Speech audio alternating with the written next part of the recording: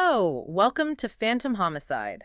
Today, we're delving into something really dark, a chapter often, well, overshadowed, you could say. Absolutely. We're opening the files on the Austin servant girl murders. Or, as it became known, the terror of the Midnight Assassin. It's a series of just unbelievably brutal, unsolved axe murders. Happened right here in the U.S. in Austin, Texas. And what's shocking is this was actually 4 years before Jack the Ripper even started in London.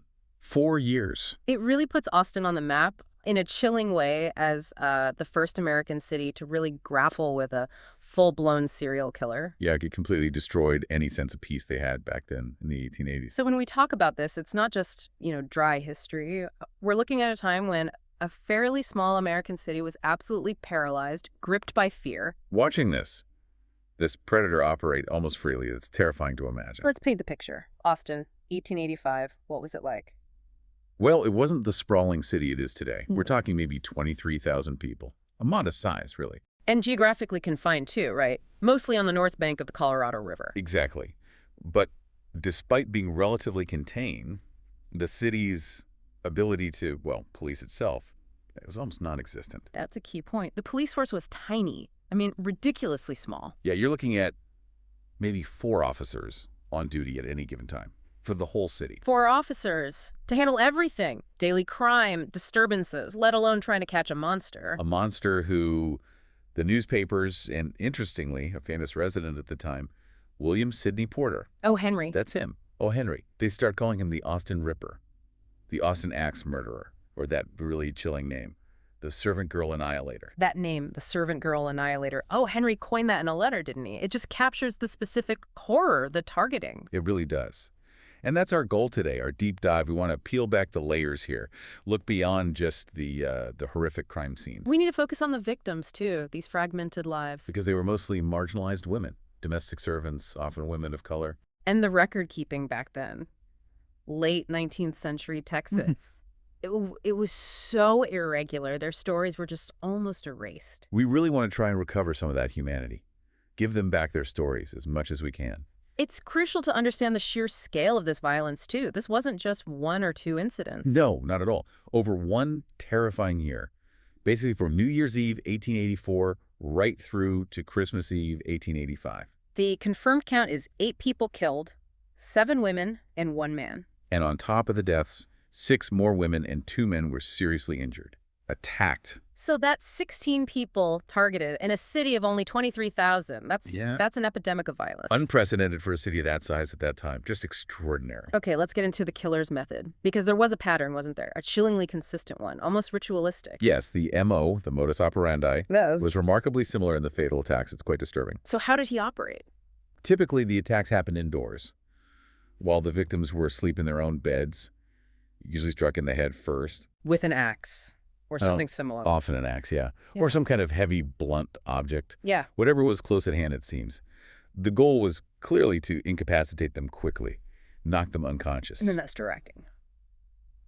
This is where it gets even more horrific, isn't it? The dragging. Yes. The victims were then dragged, and this is key, often while unconscious, dragged out of the house, out into the yard, into the darkness, the back premises. Yeah. And that's where the murder, the rape, the severe mutilation took place. That movement from inside to outside, it feels significant, like a deliberate staging. It does. And the killer showed a strange mix of caution and carelessness. How so? Well, he routinely took off his boots. So I guess he wanted to be quiet inside the house, right? Avoid making noise. Well, I still think. But taking off his boots meant he left behind these very distinct bare footprints. Bare footprints? Often in blood. Often blood-stained, yeah. Leading away from the scene, usually towards nearby creeks or alleys, places he could disappear. Those footprints become, they become crucial later on. There's one detail from the outline that I can't shake. It said 6 of the murdered women had a sharp object inserted into their ears. Yes. That detail is profoundly disturbing. What does that signify? What does that tell us about the killer? Criminologically speaking, it points towards a very specific, symbolic kind of rage. It's not just about killing, it's targeted mutilation. Symbolizing what? Silencing them. Perhaps silencing, yes. Yeah. Or a complete removal of dignity, a deep-seated hatred focused on that part of the body. It elevates the crime from just murder to an act of extreme personal rage. Overkill. And the weapon, he just left it there. Usually, yes. The axe, or whatever object was used, was typically left right at the scene, which adds to that feeling of chaos, of rage, overwhelming any attempt to conceal the crime afterward. Let's start putting faces and names to this horror. The first victim, Molly Smith, New Year's Eve, or just before, December 30th, 1884. Molly Smith. She was 25, found at 901 West Pecan Street, which I believe is now 6th Street in Austin. The press described her as a light-colored mulatto cook, and they noted she had a high temper. Right. And that's pretty much all the detail they gave. Her race, her job, a supposed personality flaw. It just perfectly illustrates how little was recorded about these women, especially women of color. Their actual lives barely mattered to the record keepers. We know a few more things, though. Born in Virginia, 1857, she'd worked as a domestic servant down in Waco for a family named Rogers. The father was the county tax collector. And she was moving between Waco and Austin, likely following work. At the time of her murder, she was employed as a cook for a Walter Hall. And the crime itself, Molly's murder, it really set the pattern, didn't it? It did. Attacked sometime between 3 and 4 a.m., found about 50 steps from her room, behind an outhouse, assaulted, murdered with an axe. And her boyfriend, Walter Spencer, he was with her. And injured. Yes, he was injured in the attack too. And crucially, those bare footprints were found, leading east toward Shoal Creek. That geographical marker starts right there. But there's something heartbreaking the newspapers completely missed. Something huge. Molly had a son, a 10-year-old boy named George. And in other cases in this series, children were mentioned if they were present. Why was George excluded? Why wasn't he with her? That's a really painful question. The source material raises the speculation. It's just speculation, mind you, that George might have been the son of Robert Rogers. The son of her former employer in Waco? The lawyer's son? Potentially. And the theory is that George might have been kept by the Rogers family, this affluent white family back in Waco, separated from his mother because of, well, the social realities and constraints of the time.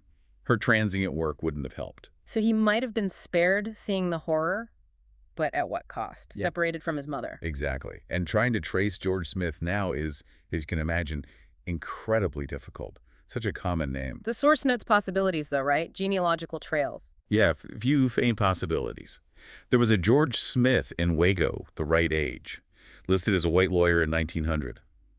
Could even passed off as white by the Rogers family. It happened. Or the other path. Alternatively, several African-American men named George Smith show up later in Austin records, working as maintenance men, porters, even pastors in the early 20th century.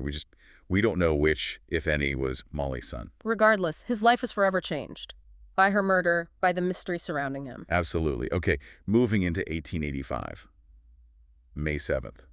The second victim, Eliza Shelley. Eliza Shelley, a black cook about 30 years old and a mother.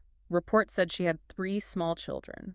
Found murdered in her small one-room cabin on East Cypress Street, which is now 3rd Street. And the cause of death? Brutal. Instantaneous. Her head was nearly cleaved in two with a hatchet or an axe. Unlike Molly, the press seemed to speak well of Eliza. Yes. The Statesman newspaper called her a woman of good character, a faithful wife. They even noted her husband, Ike Shelley, was in the Huntsville Penitentiary at the time, but was due to be released that November. There seemed to be some community sympathy. But even here, the records are messy, conflicting. Very. The newspaper said 3 boys lived with her at the time of her death. But the 1880 census only lists 2 children, a daughter, Georgia, and an infant son unnamed. And her living situation was complicated, too. Yeah, another discrepancy. In 1880, she wasn't listed living with the white family she sometimes worked for, the Johnsons, out in rural Travis County. By 1885, she was in Austin proper, in a colored boarding house. It just shows the constant struggle for stable work and housing for servants back then. It highlights how difficult it is to piece together these lives from such inconsistent records. The system just didn't prioritize accuracy for people like Eliza. Precisely. It wasn't just sloppy. It was a reflection of who society deemed important. Okay, next attack. Just a couple of weeks later, May 23rd, 1885. Irene Cross. Irene Cross, a black woman, about 33 years old, attacked shortly after midnight at 302 East Linden Street, right across from Schultz Garden, a well-known spot. This attack was different, though. Not an axe. No, this one involved a knife. Her arm was nearly chopped in two, and her head. The report said it was cut as if she had been scalped. Horrific injuries, but she survived initially. And this case is vital because there was an eyewitness. Yes. Finally, a description. Irene's 8-year-old nephew, Douglas Brown, was there. He saw the attacker fleeing. And what did he see? What was the description? Douglas described him as a big, chunky Negro man, barefooted and with his pants rolled up, wearing a brown hat and a ragged coat. Barefooted again. And a specific description. That must have been huge for the police. It was the first real physical description they had to work with. Irene herself was widowed, originally from Mississippi. She lived there with her son, Washington, and her nephew, Douglas. And we know what happened to her family line, too. Yes, that's another important thread. Her son, Washington Cross, later married, had a daughter named Estella Cross. And Estella lived in Austin all the way until 1967. Wow. So the impact, the memory of this violence, they echoed down through generations in that family, in that community. Absolutely. These weren't just abstract historical events. They left deep, lasting scars. Then we come to August 30th, 1885. And this one is particularly hard to talk about. Mary Ramey. Mary Ramey. She was only 11 years old, just a child. Attacked between 4 and 5 a.m. at 300 East Cedar Street, now 4th Street. Her mother, Rebecca Ramey, was also there, in the room, but the intruder knocked her unconscious first, violently. The papers used the term sandbagged. And then Mary. He dragged Mary out to a nearby wash house. She was ravished, as the reports put it, raped, and then murdered. Wow. In maybe the most barbaric way imaginable in this whole series, with an iron pin Bro. driven through her ear into her brain. Oh my God, an iron pin through the ear again. Yes, that horrifying signature detail. And again, the bare footprints, leading away through an alley gate, ending up near some stables. Mary's family was well-known, respected in the African-American community, weren't they? Very much so. Yeah. Her uncle, Edward H. Carrington, ran one of the first black-owned businesses in Austin, a grocery store on Pecan Street. Mary grew up around that store, part of this prominent family. And her mother, Rebecca, what happened to her? The trauma was too much. Rebecca Ramey never really recovered from the shock, the attack, finding her daughter. She eventually moved away from that area to East Austin, couldn't stay near the place where it happened. Understandable. So these first 4 murders, Molly, Eliza, Irene's attack, little Mary, they paint this picture of terror focused on black domestic servants, often attacked right in their own living quarters, sometimes in the backyards of the wealthy white families they worked for. Exactly. A specific community being systematically targeted. Right. But that focus was about to change. September 1885, the terror escalates. A double murder. This feels like a turning point. It absolutely was. September 28th, the murders of Gracie Vance and Orange Washington. It showed the killer was getting bolder, more brazen. Tell us about them. Gracie Vance and Orange Washington. They lived together, common law, in a small cabin at 2408 Guadalupe Street. This was near the new University of Texas campus. Gracie was 20, described as mulatto. Orange Washington was 25. And significantly, he's the only man killed in the entire series. And the press focused on their relationship. Oh, heavily. Called Gracie his so-called wife or mulatto wife or mistress. Again, that judgment, that prioritizing of perceived scandal over the tragedy itself. How did the attack unfold? It was incredibly high risk. Between 1 and 2 a.m., Washington was killed first, an axe blow to the skull. And Gracie. She was dragged about 75 yards from the cabin, raped, and then murdered. Her head. The report said it was almost beaten into a jelly. Just savage. Were there other people there? Yes, that's another escalation. 2 other black women were sleeping in the same small cabin, Lucinda Body and Patsy Gibson. They were attacked too, and injured, but they survived. This location, Guadalupe Street, near the university. This wasn't some hidden back alley, was it? Not at all. The source material points out it happened on a brilliant, moonlit night, right on a main street, a principal avenue, just 100 yards from the university grounds. So, highly visible, extremely risky. Incredibly risky. Someone saw a man fleeing afterwards, heading towards the black part of town. Tracks were found, but they disappeared into a creek again. And this is the point where the wider Austin community finally woke up. The fear spread beyond the black community. This was the tipping point. Before this, many white citizens had been, well, disturbingly unconcerned, saw it as a problem confined to the servant quarters. But the Guadalupe Street murders, the location, the brutality, the fact that multiple people were attacked. It made it undeniable. This wasn't isolated. Exactly. The source says all Austin citizens were suddenly seized with fear. The whole city panicked. And they started taking precautions. Drastic ones. Police patrols were increased finally. People started literally rushing home before sunset, locking doors, barring windows. Even the 24-hour saloons were forced to close at midnight. The city was shutting down. The fear was palpable. They knew the killer was escalating and anyone could be next. And that fear reached its absolute peak on Christmas Eve, 1885, a night of just unimaginable horror. This is when the headlines screamed, "The demons have transferred their thirst for blood to white people." The killer crossed the racial line publicly, terrifyingly. He struck twice that night, within about an hour. And for the first time, the victims were white women. The city was plunged into chaos. Let's take them in order.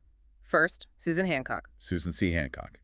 She was 41, white, described as a refined lady, attacked sometime around 11:30 p.m. at her home, 203 East Water Street, now First Street. And the circumstances were just tragic timing, weren't they? Incredibly tragic. She wasn't in her own bed. She was sleeping in her 16-year-old daughter Lena's bed that night. Why? We don't know. But that's where the killer found her. Struck with an axe and dragged outside. Yes, the same pattern. Struck with an axe inside, then dragged into the backyard. But this time, there was an interruption. Her husband, Moses Hancock. Yes, Moses woke up, heard the commotion. He actually saw the intruder in the yard with Susan. He grabbed a brick and threw it, scaring the attacker off. So the attacker fled, but Susan, she was gravely injured. Terribly injured. She clung to life for 3 days, 3 agonizing days. But she died on December 28th. Tell us about Susan. What do we know about her life before this? She was born in Alabama, married Moses, who was a carpenter and a Civil War veteran around 1868. They seemed to move around quite a bit. Yeah. Brenham, Waco, San Antonio, likely following his work, before they landed in Austin in early 1885. And the investigation immediately focused on the husband, Moses. Yes. He was arrested pretty quickly, suspected of, at first, the attempted murder and then her murder after she died. And the testimony revealed a troubled marriage. Very troubled. Witnesses testified that Moses was a heavy drunker, often abusive towards Susan. It painted a picture of a volatile home life. And there was a letter, a really poignant piece of evidence. Yes, investigators found an unsent letter from Susan to Moses. In it, she basically said she was planning to leave him. She wrote, "You won't quit whiskey, and I am so nervous I can't stand it." She signed it, "Your wife until death, Sue Hancock." Chilling words, given what happened. It's a glimpse into her desperation, her state of mind just before she was killed. Absolutely. But despite all this, the abuse, the letter, the suspicion, Moses was eventually acquitted in 1887. How? Why? He had a prominent lawyer, John Hancock, possibly a relative, the name similarity striking, who defended him pro bono. They likely argued lack of direct evidence or perhaps pointed suspicion elsewhere, maybe even toward the real serial killer. And their daughter, Lena, the one whose bed Susan was in. Lena's story is heartbreaking, too. She actually defended her father in court, testified he always treated Mama kindly. Was it loyalty, fear, denial? We don't know. What happened to Lena later? She married, moved around a lot like her parents had, eventually settled in Dallas. And the source notes this detail. Yeah. She kept large dogs and a vicious parrot, specifically for protection. A parrot and dogs for protection. Yeah, it speaks volumes, doesn't it? A silent testament to the trauma she carried. Apparently, she never, ever spoke about her mother's murder, just locked it away. Unbelievably sad. Okay, so Susan Hancock is attacked around 11:30 p.m. on Christmas Eve. But the night wasn't over. Not even close. Less than an hour later, maybe around 12:30 a.m., Christmas morning now, the killer strikes again. Just 0.7 miles away. Eula Phillips. 17 years old, white. Found at 302 West Hickory Street, now 8th Street. Yeah, the scene. She was found nude, murdered, bashed in the forehead, apparently with the butt end of an axe this time. The report said she was outraged and most brutally maltreated, raped and mutilated. Her husband, James Phillips Jr., he was there too, and attacked. Yes, he was attacked and injured, but survived. Miraculously, their baby, who was also in the house, was completely unharmed. Eula was known for her looks, wasn't she? The prettiest woman in Austin. That was the description often used. Yeah. But her life seems to have been quite complicated, maybe unhappy. She married James Jr. very young, right after her mother died. Yes, married in 1883, she would have been just 15 or 16. Shortly after her mother's death, it raises the question of whether it might have been an arranged or pressured marriage. Reports suggest she wasn't happy. And there was infidelity. An affair. A significant one. She was having a not-so-discreet affair, as the source puts it, with a man named John Dickinson. Not just anyone, right? He was wealthy, influential. Very. Secretary of the Capitol Commission. Yeah. A big name in Austin. This affair adds a whole layer of scandal and potential motive to the story. Had she left her husband before? She had. She actually left James in November, just a month or so before Christmas. And she spent time at a place called May Tobin's Assignation House. Essentially a place for secret romantic meetings, presumably to meet Dickinson discreetly. But she went back to her husband. Yes. She returned to James just weeks before Christmas. Why? Again, we don't know the full story. Pressure, reconciliation, financial need. So let's trace her steps on that fatal Christmas Eve. This is critical. It is. Late on Christmas Eve, around midnight, Eula leaves her home again. She goes to May Tobin's house on Congress Avenue, the place she used to meet Dickinson. Why? Was she trying to meet him again? That's the strong implication. But when she got there, apparently no rooms were available. It was full. So she left. And she was killed very shortly after leaving May Tobin's. Within the hour. It's an absolutely tragic sequence. She takes this huge risk, going out late at night, potentially for one last secret meeting. Maybe before she and James were planning to leave Austin the next day, which some reports suggest. And that decision, that movement, put her directly in the path of the killer. Precisely. It made her vulnerable at exactly the wrong moment. And just like with Moses Hancock, suspicion fell on the husband, James Phillips Jr.? Immediately. He was arrested, tried, and actually convicted of murdering Eula. On what grounds? Yeah. Jealousy.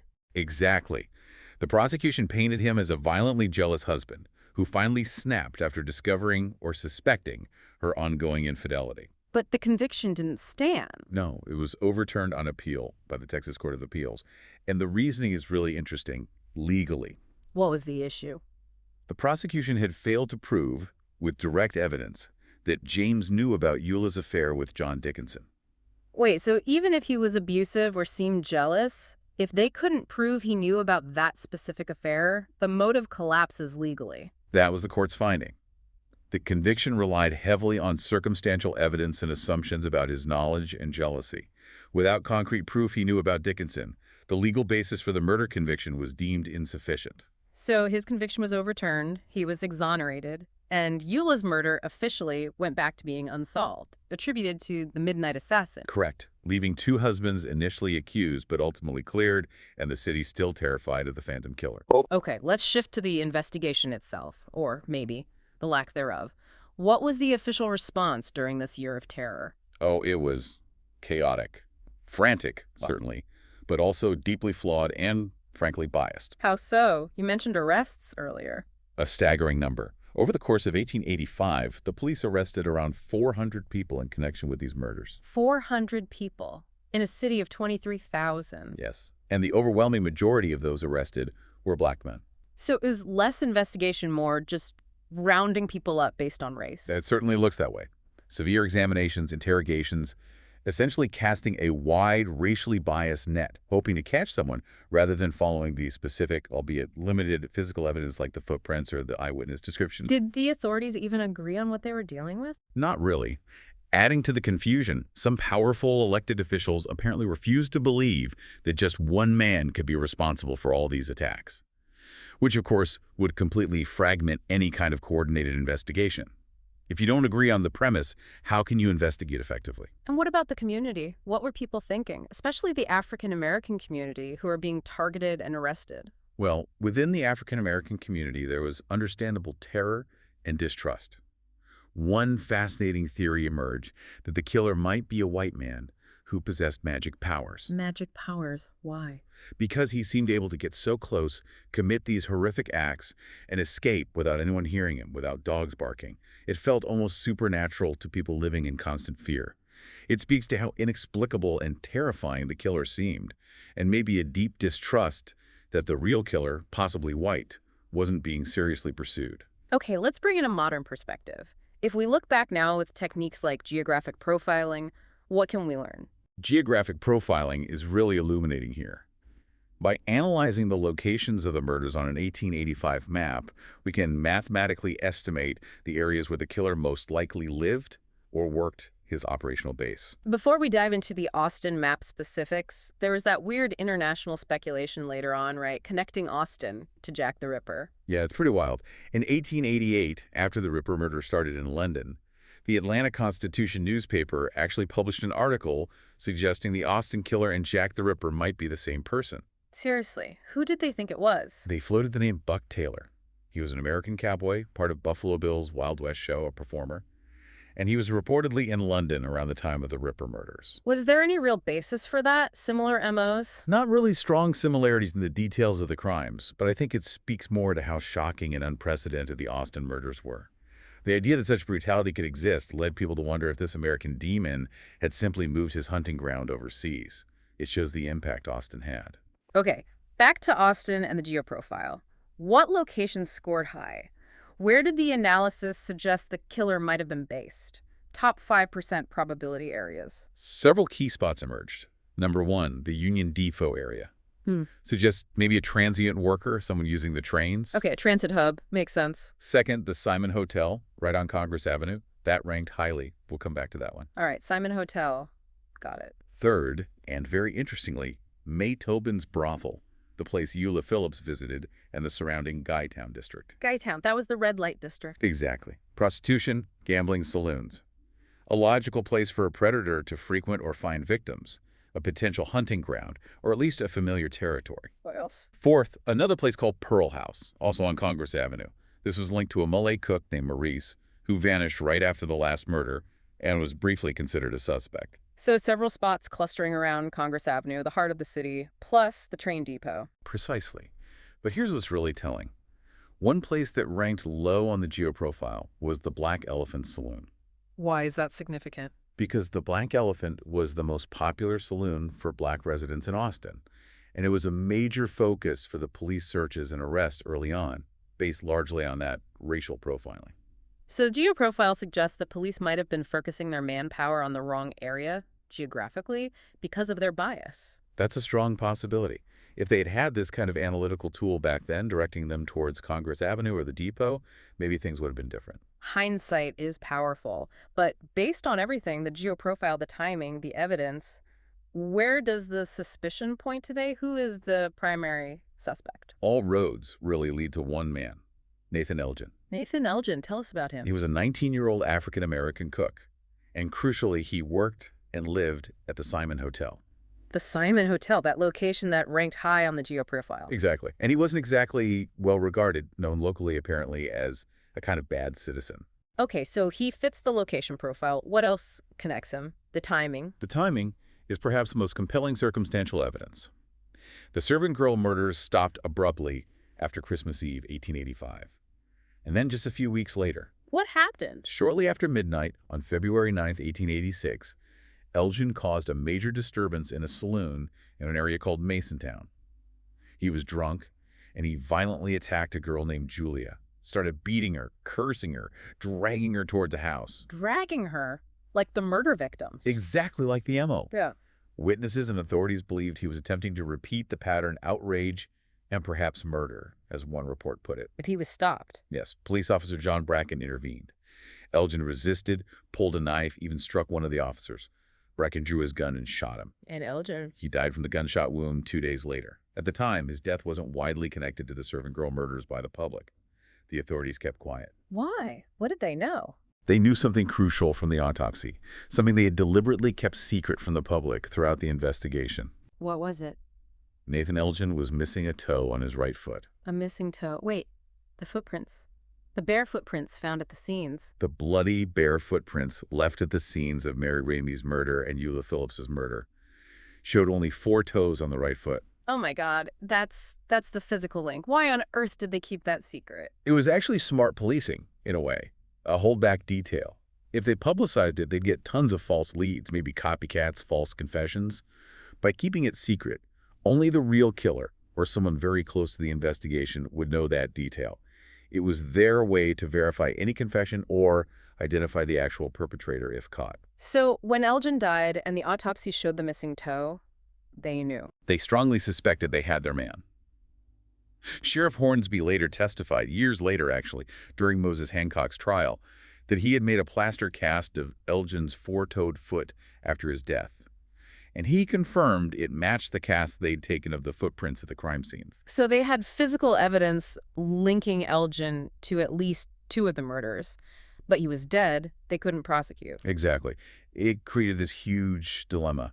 The killer was likely dead, the terror was over, but they couldn't definitively close the case in the public eye or in the courts. But the most telling fact remains. There were no more servant girl murders after Nathan Elgin died. The spree stopped cold. Why didn't they announce it then? Say, we got him, he's dead. Politics, probably. Fear of being wrong. If they declared him the killer and then, God forbid, another similar murder happened, the public outcry and loss of confidence would have been immense. So they likely chose to just wait and see.